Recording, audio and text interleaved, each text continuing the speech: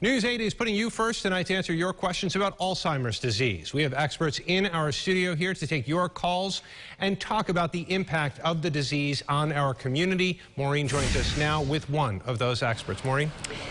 That's right. If you are worried about a loved one, if you have questions about care and support, anything about Alzheimer's, call right now. The number is 585-287-8005.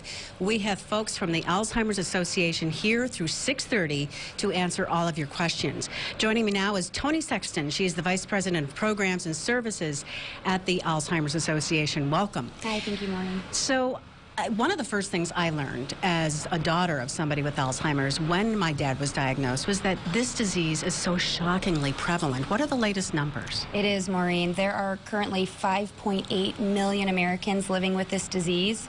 In New York State alone, there are more than 400,000 New Yorkers living with the disease and more than 1 million people providing care for them. And that's a crucial component here. You know, all that caregiving, much of it done at home, it's a huge burden financially and otherwise. Absolutely. So in 2019, $290 billion will be spent on this disease, and 83% of the care will be delivered by family caregivers. So this must have a huge impact in terms of your direction, what the association is doing to help all of these caregivers. Absolutely. Currently, we are only serving 10% of families impacted by this disease. So we are looking for eager and excited volunteers to help move our mission forward so that we can reach the other 90% that are not engaging in support services. I'm so glad you mentioned that, Toni, because later in this program, we're going to talk about ways that you can receive help from the Alzheimer's Association, but also great ways to volunteer. Yes. All right, we'll talk to you soon. Thank you. All right, we're going to hear from a caregiver,